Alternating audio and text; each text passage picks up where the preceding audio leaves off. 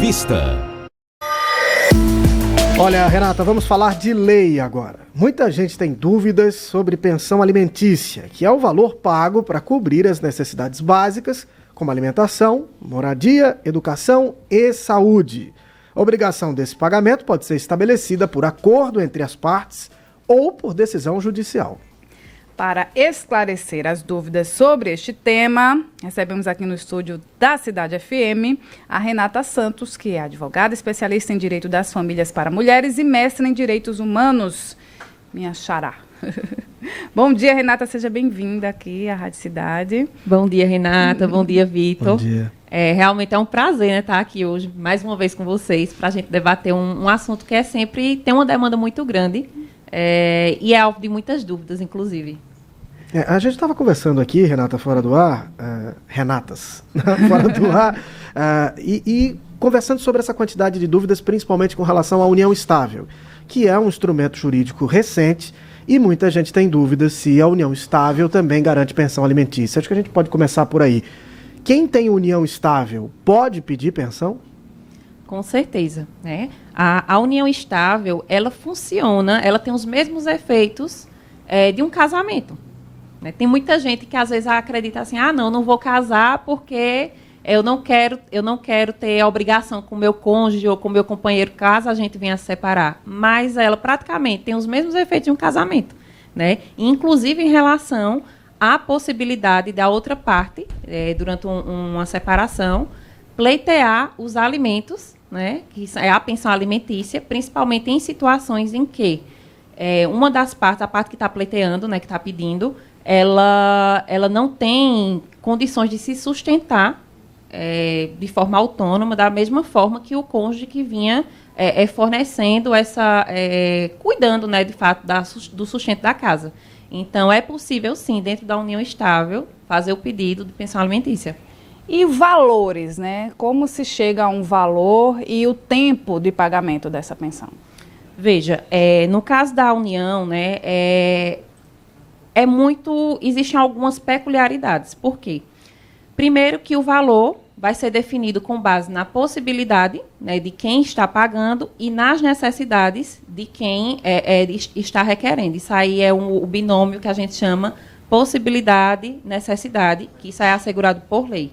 Então, é importante a gente até tocar nesse ponto, porque muita gente acredita que existe um valor fixo. É 30%. Né, é tantos por cento. Não existe, certo? Isso aí vai ser definido caso a caso, conforme a possibilidade da pessoa que está pagando e a necessidade. E aí, a duração vai depender também do caso, né? Existem situações, por exemplo, que... aí eu vou falar muito dentro da área que eu atuo, né? Que eu atuo especificamente para mulheres, e normalmente são mulheres que pleiteiam pensão alimentícia quando existe uma separação. A gente precisa verificar a possibilidade daquela mulher, por exemplo, daquela pessoa, voltar ao mercado de trabalho. Então, vamos dizer, uma separação, aquelas pessoas conviveram durante 20, 30 anos, e aquela pessoa que está pleiteando a pensão, ela tem ali uma faixa de 50, 60 anos. Qual a possibilidade dessa pessoa se reinserir no mercado de trabalho novamente? Então, nesses casos, é até possível conseguir uma pensão, vamos dizer assim, para a vida toda, vamos usar esse termo, né? E em outras situações, o juiz fixa um prazo, né, fixado um prazo, para que aquela pessoa ela possa voltar ativa, voltar ao mercado de trabalho e ter condições de se sustentar. Não é uma pensão que é para a vida toda. O tempo, realmente, quem vai dizer vai ser o caso. Tem uma outra questão que eu já ouvi muito enquanto dúvida. O casal teve filho, né? Aí foi arbitrada uma pensão. A pensão é para a esposa ou para a criança? Isso geralmente tem aí uma discordância, porque na hora da gestão do recurso, quem vai gerir é a mulher e o outro lado reclama e diz, não, ela está gastando com ela, não está gastando com a criança. Afinal, e geralmente é uma fortuna, né? Esse dinheiro é da criança, é da mulher, a gestão é da mulher, ela pode gerir da maneira como ela achar melhor. Como é que funciona isso, doutor? Normalmente, nesses litígios, né, a pensão é da criança. As mães entram pedindo a pensão para a criança, certo? E, infelizmente, A gente escuta muito isso faz muito parte dessa cultura muito machista que a gente tem ainda. Porque ela está gastando com outras coisas. Inclusive, teve até, eu posso até falar assim, né, preservando, obviamente, o sigilo, mas existem situações assim, que chegam, que são absurdas. São coisas do tipo assim, R$300 de pensão, por exemplo.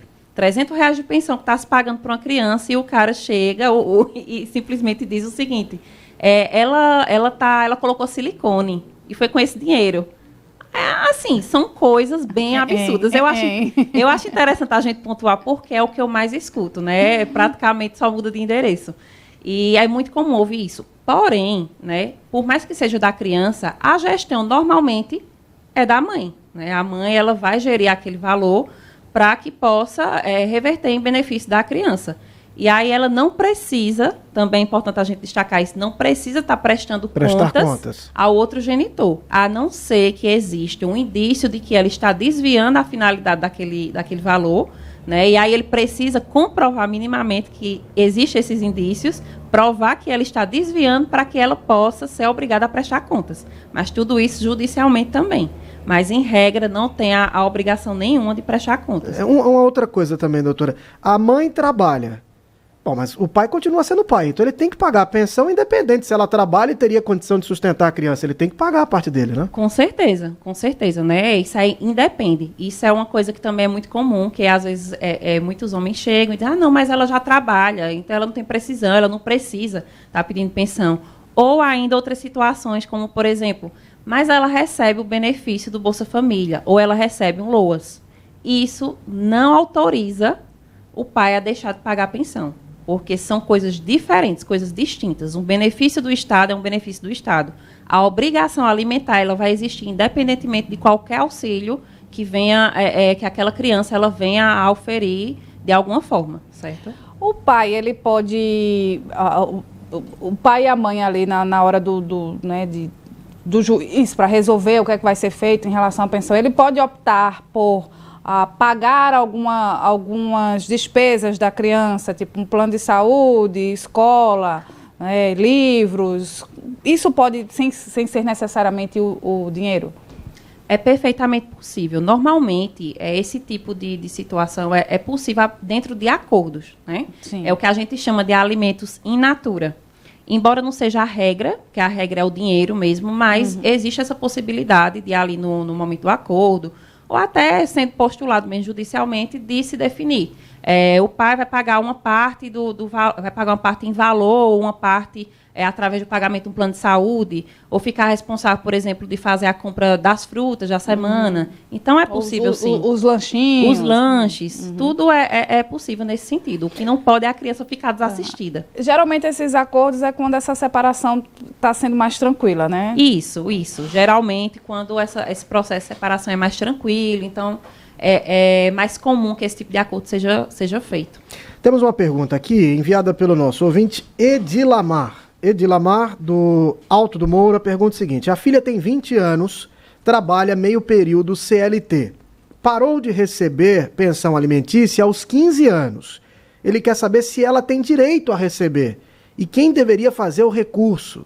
Se ele, enquanto pai, ou se a mãe teria que fazer a solicitação. Com 20 anos, a filha tem direito a receber ainda pensão alimentícia, trabalhando meio período CLT?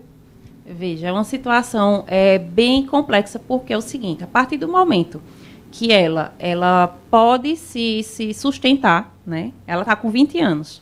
Normalmente, isso aí é um outro mito também que a gente precisa já desmistificar, que o fato de ter atingido a maioridade, por si só, já desautoriza que o pai continue a pagar a pensão.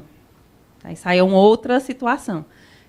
Mas nessa situação específica, como ela já tem 20 anos, ela já tem um emprego formal, inclusive, então, direito a continuar recebendo a pensão ela não tem, certo? O que é que poderia existir? Né? Como ele sinalizou aí que durante... Desculpa, a Edilamar é a mãe. Certo. É ela que está fazendo a pergunta. Ah, certo, ok. Quando ela, no caso, ela fez 15 anos, o pai parou de pagar a pensão, né? Isso que ela informa. Então, o que é que poderia se existir aí? Quando a filha dela completou os 18 anos, ela poderia pleitear, ela poderia requerer esse período dos 15 anos. 18. Isso. Do período que ela deveria ter recebido pensão alimentícia e não recebeu.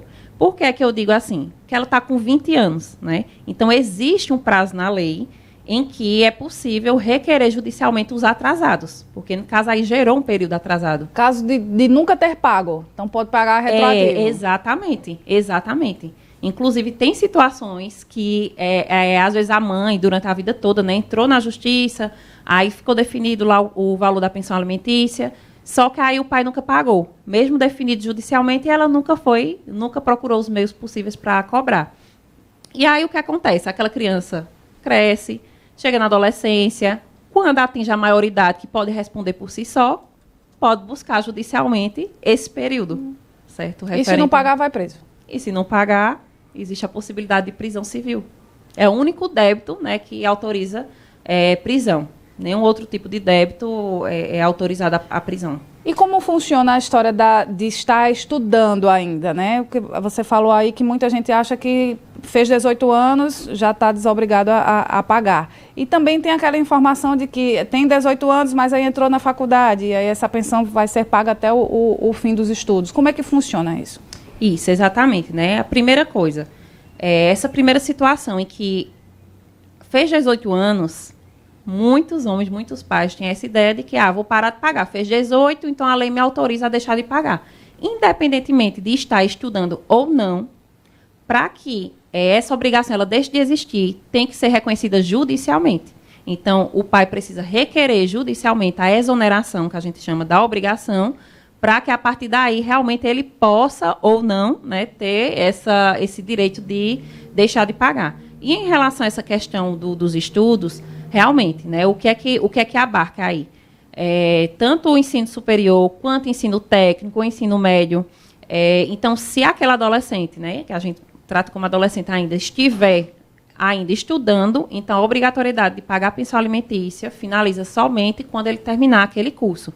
Curso superior, curso técnico, ensino médio, por exemplo, não é uma obrigação que vai se estender, por exemplo, para uma pós-graduação. Certo? É muito incomum esse tipo, não quer dizer que não seja possível, mas é incomum, porque se entende que a partir do momento que aquela pessoa concluiu a formação que vai torná-la apta ao mercado de trabalho, então ela tem condições de procurar meios de se prover.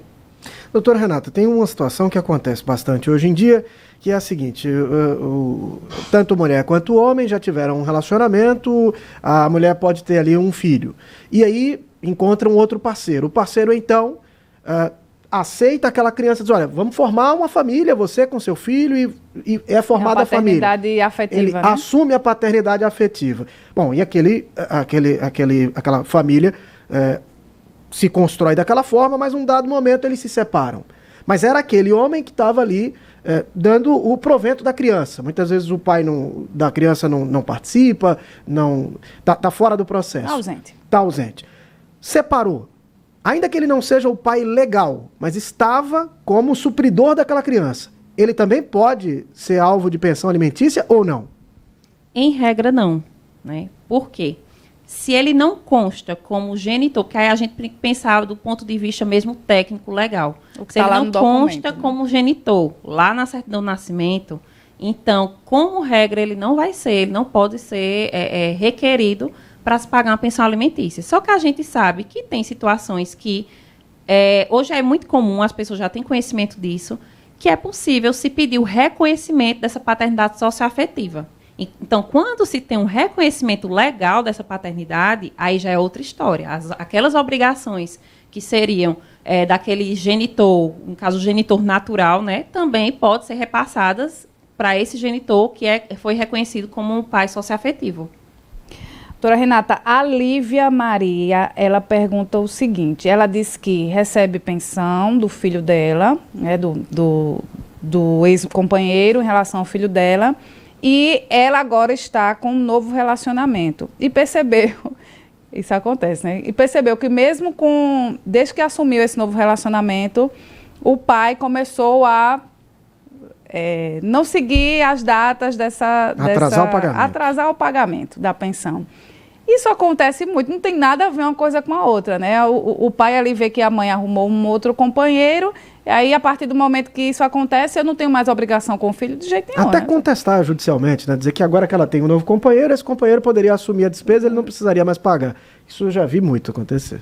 Pois é, isso é extremamente comum. Isso que Lívia, né, isso ela está passando, outras mulheres passam com muita constância. E isso é uma forma de instrumentalizar, se utilizar dos filhos para atingir a mulher. Isso aí, inclusive, pode ser entendido como violência, certo? Isso aí é um tipo de violência, uma violência até mesmo psicológica, de certa forma, uma violência patrimonial também, porque acaba afetando o financeiro daquela mulher que vai precisar se desdobrar para poder dar conta daquelas despesas de um mês. Então, isso é extremamente importante, inclusive, que seja levado a conhecimento, porque muitas mulheres não sabem, não têm noção disso. Mas isso é muito comum, infelizmente. É uma forma deles atingirem, né, a mulher para, de certa forma, intimidá-la. E aí tem os meios, obviamente, dela se respaldar. Se existe uma obrigação legal, né, pensão alimentícia, não pagou, muito simples. O fato dela ter outro companheiro não desobriga ele também de continuar com a prestação, até porque o filho é dele, não é do companheiro atual, né? Então, ela pode exigir judicialmente o cumprimento. Aí a gente vai para a importância desse acordo ser feito de forma jurídica, formal, né? Porque muitas vezes os casais se separam e ele, não, beleza, eu vou ficar te dando tanto por mês, e aí a vida vai seguindo. E aí, quando tem esse atraso, você não tem que ir procurar advogado e tudo mais, né? Eu falo sempre sobre isso, Renata, quando tem a oportunidade de conversar a esse respeito. Se a separação é em litígio, você vai resolver o litígio na justiça. Se a separação é consensual, não há problema nenhum em você formalizar isso com efeito jurídico. Se você está de acordo, se você concorda em pagar um X, Y, Z, qual é a dificuldade que você tem de pôr isso no papel isso com reconhecimento jurídico? Isso é segurança, né? É segurança para os dois lados, inclusive. Segurança. E isso aí é uma outra atitude que acaba deixando muitas crianças, muitas mães fragilizadas. Por quê? Faz acordo de boca. Eu, assim, diariamente eu recebo situações como essa. Faz o acordo de boca. Aí, depois de um tempo, ele deixa de pagar ou não paga na data acordada, não cumpre o acordo da forma como fizeram. E aí, muitas mulheres nos procuram, né, e dizem, agora eu quero cobrar os atrasados. Só que, se não tem um acordo formalizado, é como um contrato, um cheque em branco. Né? Se não tem um acordo de fato formalizado ali com todas as cláusulas especificadas, não tem como se cobrar os atrasados desse período. Só vai ter como cobrar o atrasado do período que ele deixou de pagar se existir essa formalização judicial, com o juiz homologando, o promotor de justiça concordando com aquele acordo. E aí, a partir disso, isso de fato gera uma obrigação. Certo? Agora, um acordo de boca doutora, é inexistente para a justiça. Aproveitando esses minutos finais, Renata, também uma outra questão que eu já vi muito. Acordo. Aí a mulher mora na casa, a casa é de propriedade do marido. E aí vão para a separação. E aí o marido propõe o seguinte acordo. Ou você vai receber um valor e sai da casa, ou você fica na casa e não recebe a pensão. Tem que escolher uma coisa ou outra, ou não? Ela pode ficar na casa e receber a pensão? Não, pode ficar na casa e receber a pensão. Agora, obviamente, vai ser levado em consideração isso, porque o que ocorre, né? Isso aí acaba ele entrando... tá alugando a casa, ela. Exatamente. Não? Acaba entrando em um outro cenário, que é o cenário de divórcio. Acaba se tangenciando, né? Digamos assim. E aí, o que é que ocorre? Claro que vai haver as devidas compensações, só que é importante a gente entender que pensão não é somente... Pensão é alimento, pensão é lazer, pensão é moradia. Então, acaba entrando um pouco, né? A pensão acaba entrando um pouco nessa questão da moradia. Só que, se a casa pertence aos dois, então ela também tem direito na casa. Então, ainda são coisas, são institutos dele, totalmente diferentes. Claro, ele vai requerer o que for de direito, né? Compensando, se for necessário, mas uma coisa tem nada a ver com a outra. Para encerrar, né, bem rapidinho, para quem está nessa situação, nesse momento, qual é que deve ser o processo? Né? Não tenho dinheiro para pagar advogado. O que é que eu faço?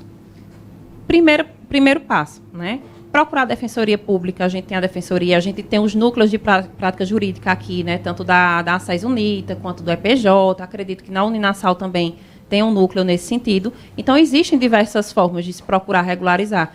E uma dica, assim, muito importante, para as mães especialmente, comecem a guardar tudo que for de nota fiscal, comprovante, de despesas que se tem com a criança, certo? E até despesas de casa mesmo, despesas que são compartilhadas. Uma compra que faz para casa, despesas de energia, água, que tudo isso também tem relação com a criança. Ô, doutora. Guarde e coloque no CPF de preferência. Mensagens de WhatsApp. Se você faz essa coisa do acordo, muitas vezes acontece em WhatsApp, né? A pessoa grava um áudio ou escreve ali, concordo e tal. Você pode tirar um print, isso pode servir na justiça, não serve? Infelizmente não.